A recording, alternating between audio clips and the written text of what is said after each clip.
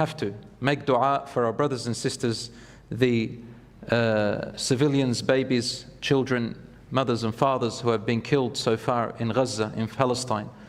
Allahumma arham mawtahum. Allahumma احشرهم مع الشهداء والنبيين والصديقين والصالحين وحسن أولئك رفيقا. We ask Allah subhanahu wa ta'ala in His glorious names and lofty attributes to bless and have mercy on those among them who have been slain and killed. May Allah subhanahu wa ta'ala unite them with the martyrs, the prophets, the righteous people, and those whom Allah subhanahu wa ta'ala loves.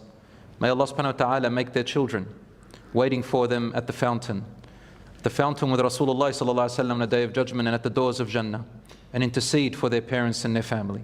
May Allah subhanahu wa ta'ala protect them, and may Allah subhanahu wa ta'ala change their affairs from fear, persecution into peace and security.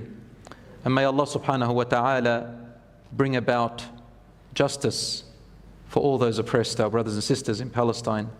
May Allah subhanahu wa ta'ala guide those who have gone astray. May Allah subhanahu wa ta'ala give those who deserve it the punishment that He sees that they deserve. And may Allah subhanahu wa ta'ala give victory to those who are on the truth. Ameen ya Rabbil Alameen. Most importantly, may Allah subhanahu wa ta'ala unite the Muslim Ummah and abolish the hypocrisy from among us and return those who are lost back to guidance. May Allah subhanahu wa ta'ala save us from the filth and the disgrace that we have fallen into as a nation. May Allah subhanahu wa ta'ala help us and guide us in that which pleases Him in this world and in the next, and give us strength after disgrace.